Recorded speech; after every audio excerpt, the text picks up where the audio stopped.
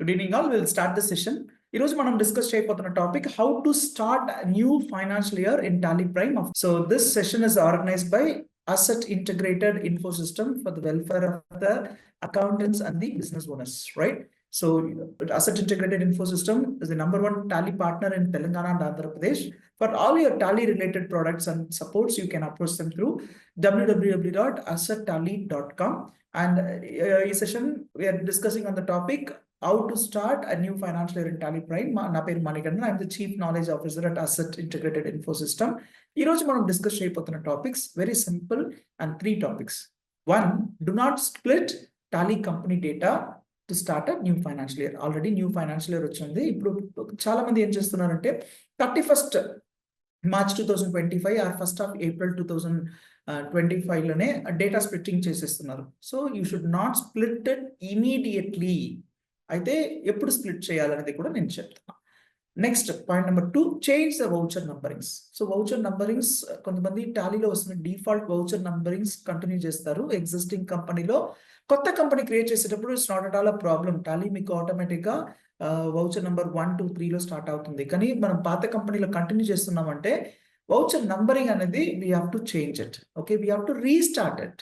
Okay, so ఇప్పుడు payment, receipt, Contra ఇదన్నీ voucher numbering restart అయిపోతుంది. బట్ సేల్స్ వౌచర్ టైప్లో voucher numbering is very very important. For example మీరు 2024-25లో ఒక 900 invoice issue చేశారనుకోండి, you should not start your invoice from 901 from today onwards. You have to start with 1. Okay, so new financial year lo voucher numbers should start with 1. And voucher numbering lo suffix kuda untundi. Chala mandi invoice numberings lo 001/2024-25 అని పెడతారు. So that is the idea. మనం 24-25లో ఉన్న voucher numbering సెపరేట్గా పెట్టాలని. మళ్ళీ మనం 25-26కి వచ్చామంటే voucher numbering starting from 1 అంటే 001-2025-26 అని చేంజ్ అవ్వాలి. So you have to change the voucher numbering. And finally, we are going to discuss about the new accounting structures or changes in the existing accounting structures or creating the new masters like ledgers or subgroups or voucher types అనేది మనం discuss చేయబోతున్నాం, right? So let us get into the session. First thing, split tally prime data. What is split Tally prime data? కొంతమంది Tally use చేసేటప్పుడు first వాళ్ళు టాలీలో company create చేశారంటే same Tally డేటాలోనే ఇప్పుడు వరకు continue అవుతున్నారు. ఓకే, 10 years, 15 years, 20 years కూడా same Tally డేటాలో continue చేస్తుంటారు. That is not at all a problem. Okay, problem ఏంటంటే డేటా హెవీ డేటా ఉంటుంది. ఒకవేళ ఏదైనా లాస్ట్ ఫైనాన్షియల్ ఇయర్లో మీరు ఏదైనా బై మిస్టేక్ కరెక్షన్ చేస్తే ఆ డేటాలో కూడా మిస్టేక్ అయిపోతుంది.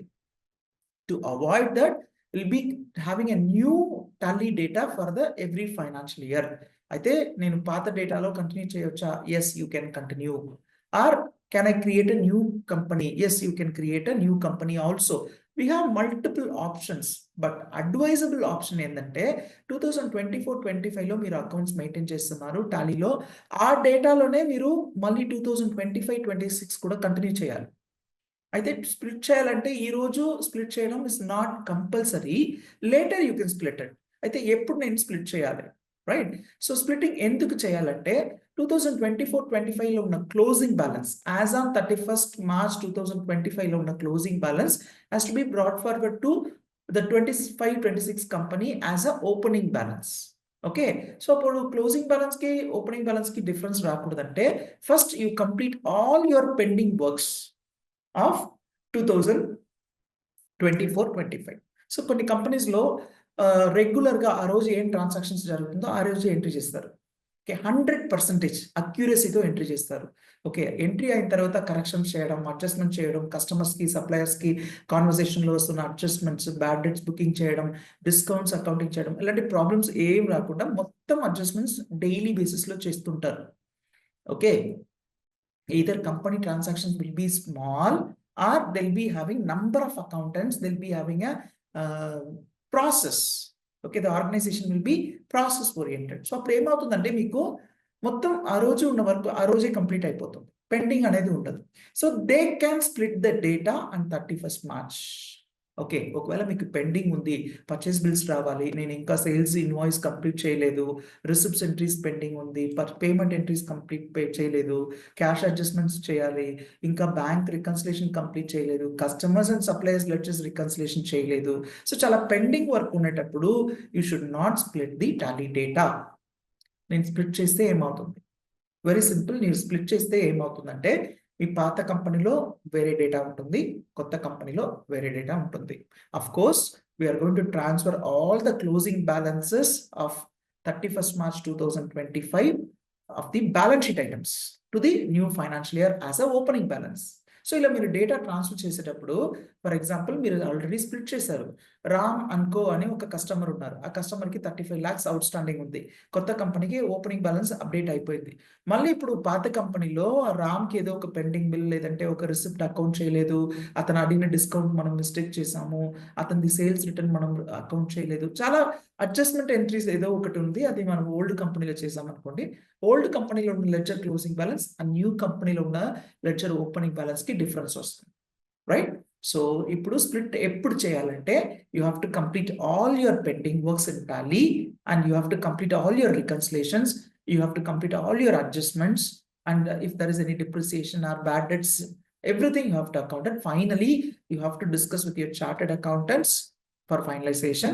So if there is nothing much changes are there, you can do the splitting now, okay, not immediately, right? So meantime నేను ఎలా కంటిన్యూ చేయాలి? అయితే నేను ఫస్ట్ ఆఫ్ ఏప్రిల్ 2025 ట్రాన్సాక్షన్ ని కంటిన్యూ చేయాలా లేదంటే హోల్డ్ చేయాలా?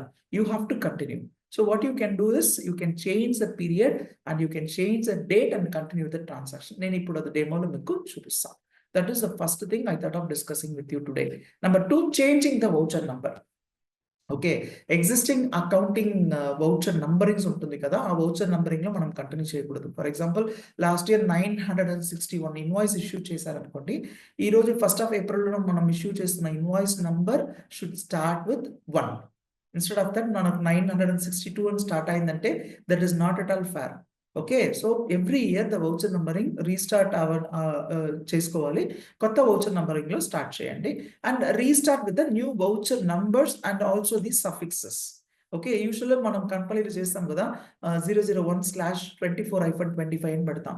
ఇప్పుడు కొత్త ఫైనాన్షియల్ ఇయర్ వచ్చింది కాబట్టి 001/25-26 వచ్చినట్టు మనం చూసుకోవాలి, రైట్? సో అది ఎలా చేయాలనేది చెప్తాను. మళ్ళీ థర్డ్ పాయింట్, ఇంకా మనం న్యూ లెడ్జర్స్ క్రియేట్ చేయడం, న్యూ ఐటమ్స్ క్రియేట్ చేయడం, లేదంటే ఐటమ్స్ కి యూనిట్ ఆఫ్ మెషర్మెంట్ ఏదైనా చేంజ్ చేయాలనుకుంటే ఇప్పుడు చేసుకోండి.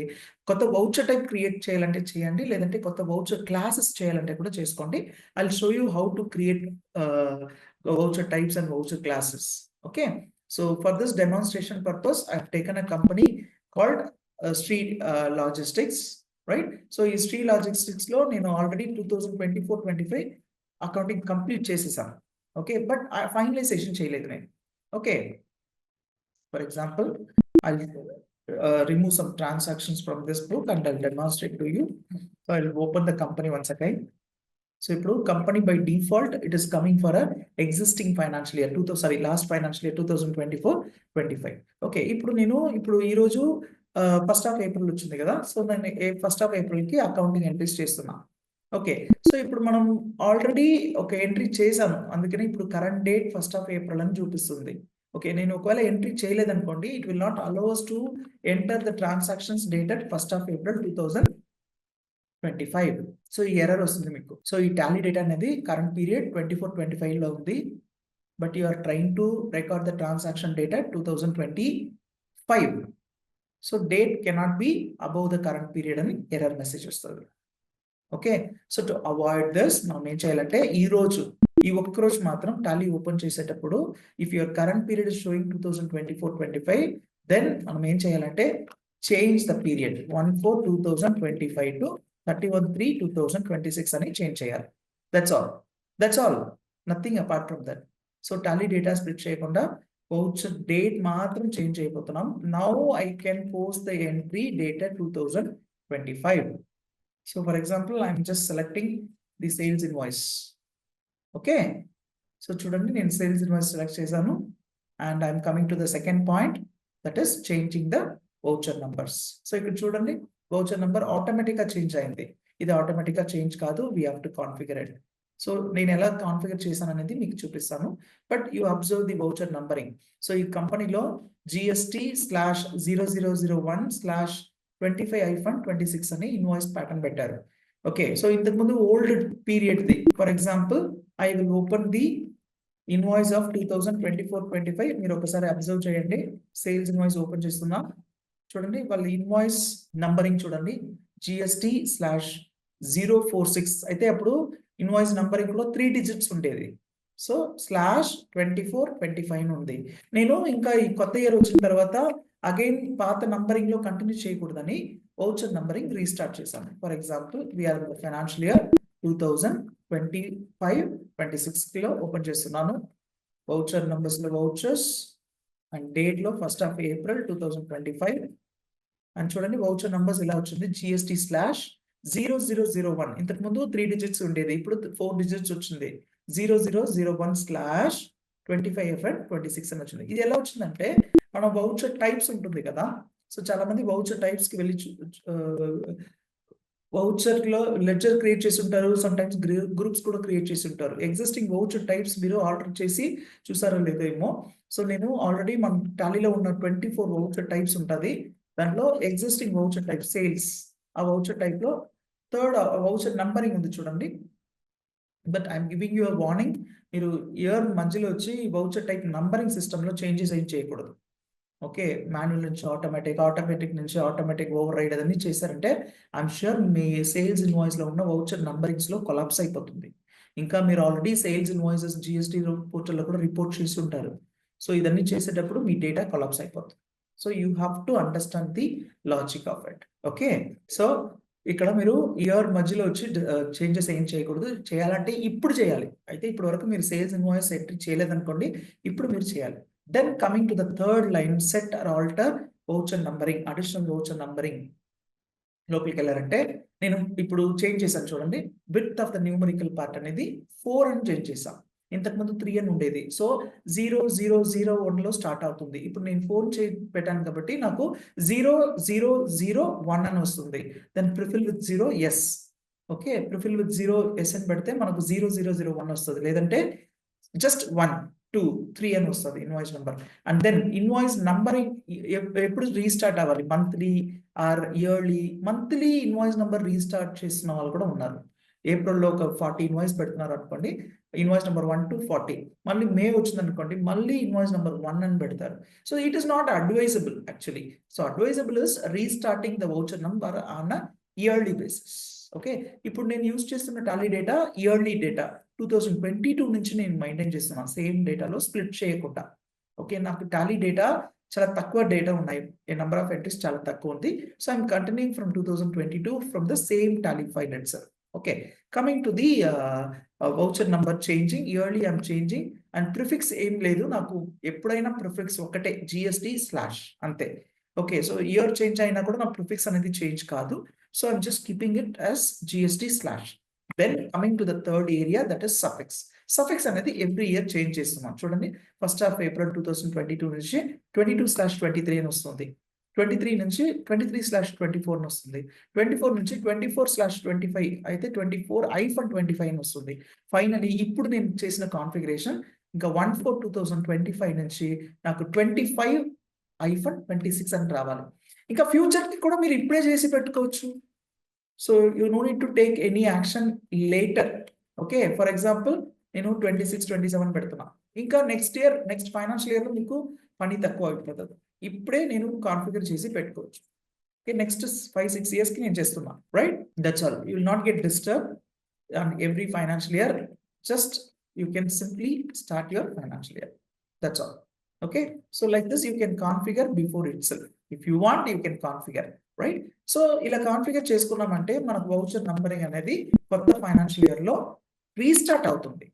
Okay, I'm just changing the date and showing it you again the voucher number GST/0001/25FN26. So ఇలా పెట్టేటప్పుడు you have to be very careful. మీ కంపెనీలో GST ఉంటే ఈ వౌచర్ నంబరింగ్ ఉంది కదా, ఈ వౌచర్ నంబరింగ్ అనేది should not exceed 16 characters.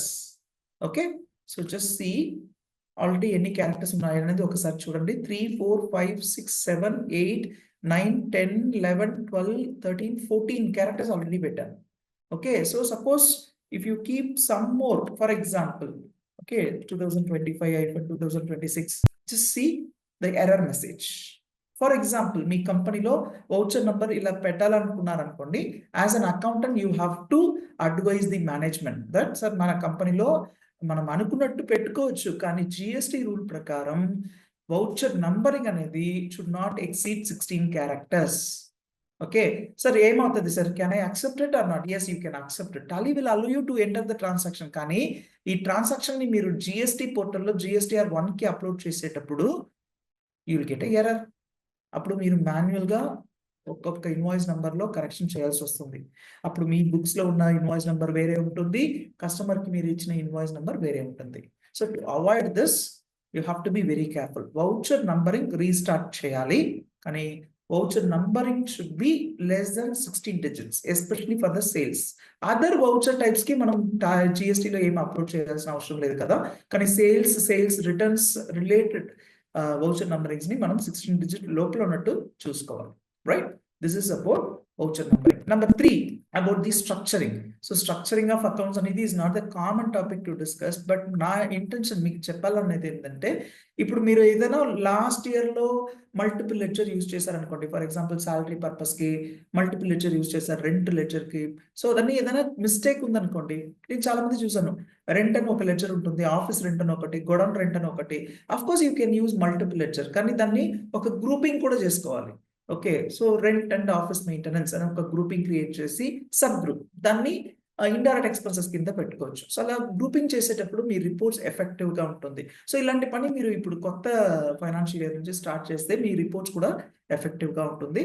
Split చేసే ముందు మీరు చేస్తున్న చేంజెస్ మొత్తం పాత డేటాలో కూడా ఎఫెక్ట్ అవుతుంది. So if you want you can create a new ledger. Okay, ఇప్పుడు ఫర్ ఎగ్జాంపుల్ ఆల్రెడీ నా దగ్గర ఒక లెడ్జర్ ఉంది, ఆఫీస్ రెంట్ అని ఉంది.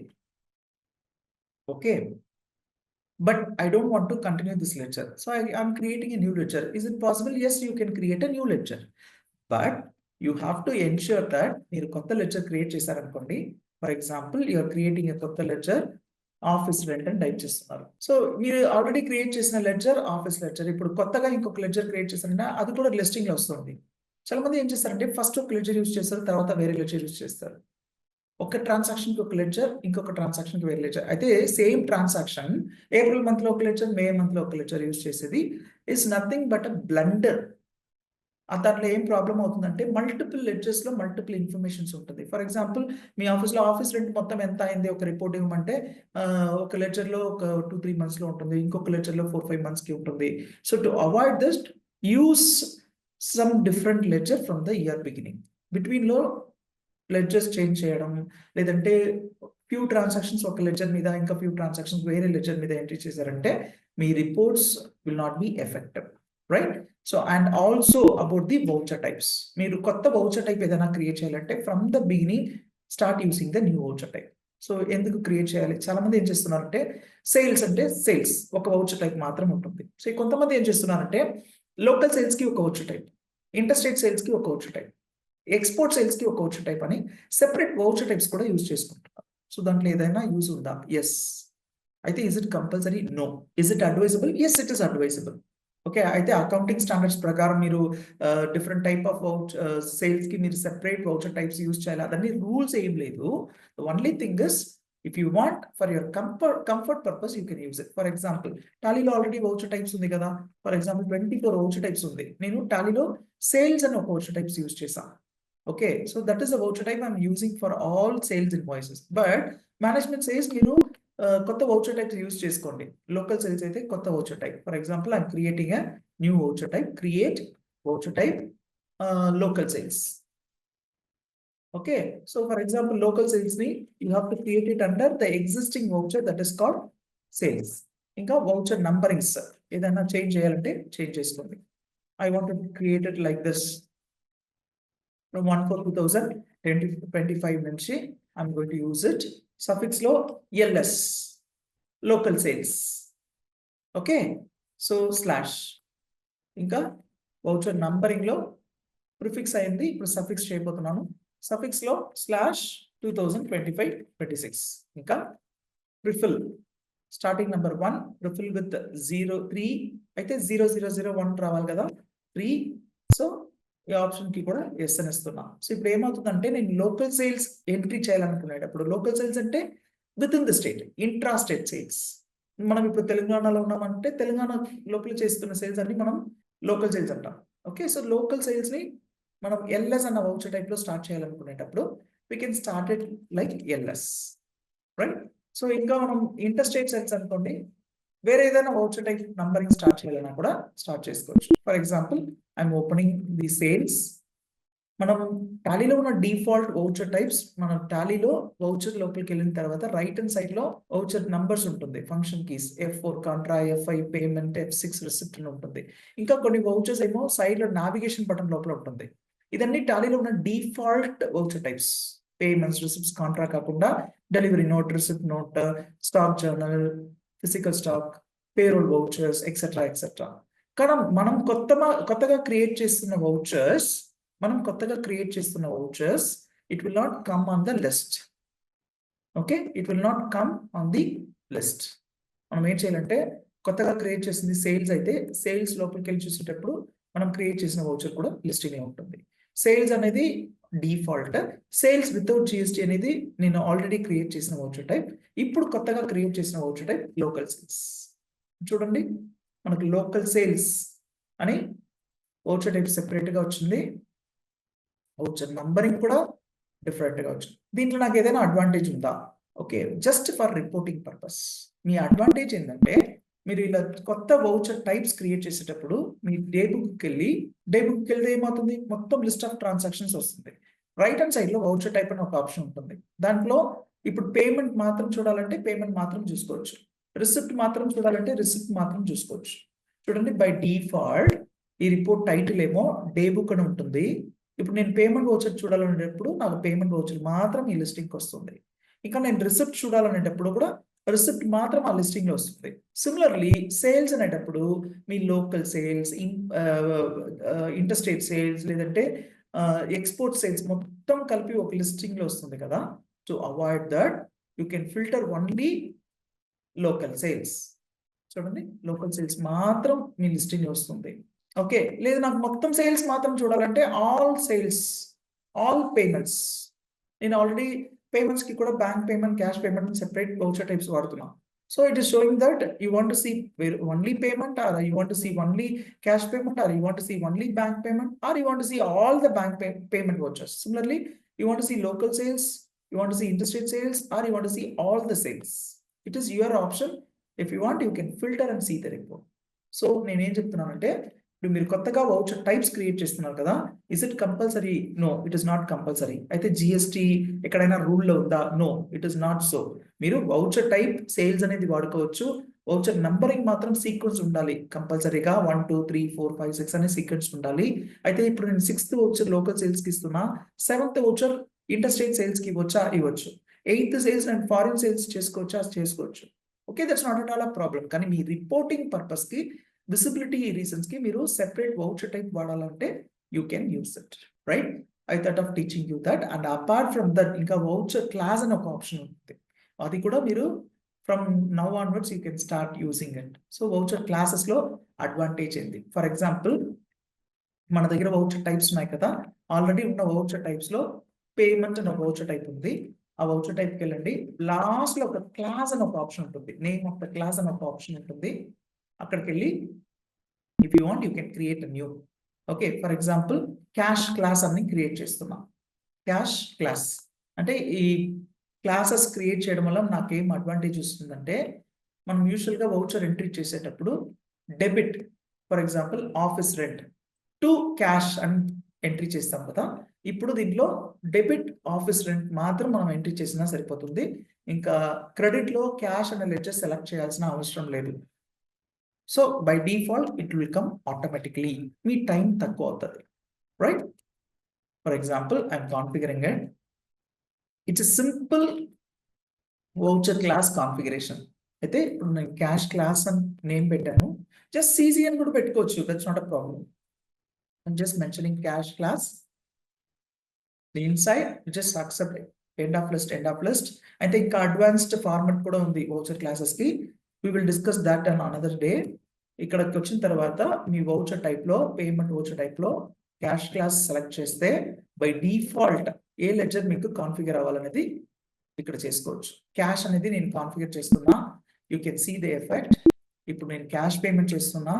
వౌచర్స్ నార్మల్ గా పేమెంట్ అండ్ వౌచర్, ఒకవేళ నేను రిసిప్ట్ అయితే రిసిప్ట్, పేమెంట్ అంటే పేమెంట్, జర్నల్ అంటే జర్నల్ వౌచర్ టైప్ సెలెక్ట్ చేస్తాను. ఇప్పుడు నేను పేమెంట్ సెలెక్ట్ చేశాను అనుకోండి, or if you select Contra you will get the Contra directly. నేను ఇప్పుడు క్లాసెస్ క్రియేట్ చేశాను కాబట్టి నేను ఎఫ్ఐ కొట్టేటప్పుడు ఆల్రెడీ వౌచర్ టైప్స్ కూడా క్రియేట్ చేశాను. Extra cash payment, bank payment అని నేను ఆల్రెడీ క్రియేట్ చేసిన వౌచర్ టైప్ అయితే డిఫాల్ట్ టాలీ వౌచర్ టైప్ లో క్లాసెస్ క్రియేట్ చేశాను. చూడండి, క్యాష్ క్లాస్ అని క్రియేట్ చేశాను కదా, అది వస్తుంది. నేను ఇది సెలెక్ట్ చేశానంటే ఆటోమేటిక్గా నా వౌచర్ ఎంట్రీ సింగిల్ ఎంట్రీ మోడ్కి వెళ్ళిపోతుంది. So you should understand the difference between single entry mode and double entry mode. యూజువల్గా డబుల్ ఎంట్రీ మోడ్లో మనం ఏం చేస్తాం, debit office rent, credit cash అని ఎంట్రీ చేస్తాం. ఓకే, బట్ ఇప్పుడు చేంజ్ అయింది చూడండి, వౌచర్ టైప్ ప్యాటర్న్ చేంజ్ అయింది. పైన క్యాష్ అనేది ఆటోమేటిక్గా వచ్చేసింది. దీంట్లో అడ్వాంటేజ్ ఏంటంటే some times by mistake cash transaction ని బ్యాంక్ అని పెడతాం, బ్యాంక్ ట్రాన్సాక్షన్ లో క్యాష్ అని చేస్తాం కదా, we can avoid this. So our errors మీకు అవాయిడ్ అవుతుంది. Okay, so now you see the classes, cash class, cash అనేది ఆటోమేటిక్గా వచ్చేసింది. Now I can enter the transaction office rent, that's all. Similarly you can define bank class also. చూడండి, payment voucher టైప్కి వెళ్ళి same voucher type కిందకి వచ్చి bank class అని create చేస్తున్నాం. I can configure my bank ledger. Now నేను voucher entry చేసేటప్పుడు voucher type పేమెంట్కి వెళ్ళి క్లాసెస్లో మాత్రం బ్యాంక్ క్లాస్ సెలెక్ట్ చేసుకోవచ్చు. ఇంతకుముందు క్యాష్ క్లాస్ మాత్రం వచ్చేది, ఇప్పుడు నేను బ్యాంక్ క్లాస్ సెలెక్ట్ చేసుకుంటున్నాను. నేను బ్యాంక్ క్లాస్ సెలెక్ట్ చేశానంటే బై డిఫాల్ట్ నాకు బ్యాంక్ లెడ్జర్ వచ్చేస్తుంది. So I no need to select the ledger bank, that's all. Okay, and now I'm selecting the ledger office rent. So దీంట్లో advantage ఏంటంటే classes create చేసేటప్పుడు నేను మాన్యువల్గా ledger select చేయాల్సిన అవసరం లేదు. In this way I can avoid mistakes, that's all. Okay, so this is how you are going to created. So కొత్త ledger, already ఉన్న లెడ్జర్ కంటిన్యూ చేయాలంటే కంటిన్యూ చేసుకోండి, లేదంటే కొత్త లెడ్జర్ క్రియేట్ చేయాలనుకునేటప్పుడు this is the right time to created. ఒక April May మంత్లో ఒక లెడ్జర్ యూజ్ చేసి మళ్ళీ వేరే ఒక లెడ్జర్ యూజ్ చేయడం is not at all advisable. Similarly voucher types కూడా మీరు ఇప్పుడు డిసైడ్ చేసుకోండి. వౌచర్ నెంబర్ ఎలా చేయబోతున్నాము, వౌచర్ టైప్స్ ఎలాంటి వౌచర్ టైప్స్ మనం యూజ్ చేయబోతున్నాం అనేది కూడా ఇప్పుడే డిసైడ్ చేసుకోండి. ఓకే, అండ్ ఇంకా చాలా ఫీచర్స్ ఉన్నాయి. కొత్త ఫైనాన్షియల్ ఇయర్ నుంచి మనం అకౌంటింగ్ స్ట్రక్చర్లో ఏదైనా రీస్ట్రక్చర్ చేయాలంటే కూడా జస్ట్ రీస్ట్రక్చర్ పేపర్లో ఒక డ్రాఫ్టింగ్ చేసుకొని డిసైడ్ చేసుకొని మళ్ళీ ఎంట్రీ చేయండి. ఒకవేళ ఎంట్రీ చేసిన తర్వాత మనం డిలీట్ చేయాల్సి వస్తుంది, లేదంటే లెడ్జర్స్ ని మనం ఆల్టర్ చేయలేకపోతాము. సో దాన్ని ప్రాబ్లమ్స్ క్రియేట్ చేస్తుంది. So be careful on starting the new financial year. Okay, Tally related supports, Tally related services, accounting related, GST related ఏదైనా నాలెడ్జ్, ఇన్ఫర్మేషన్ షేరింగ్, ఏదైనా డౌట్ ఉంటే you can reach us without any hesitation. My numbers are shared in the screen. You can note down the numbers and you can reach us. Thank you very much for your participation.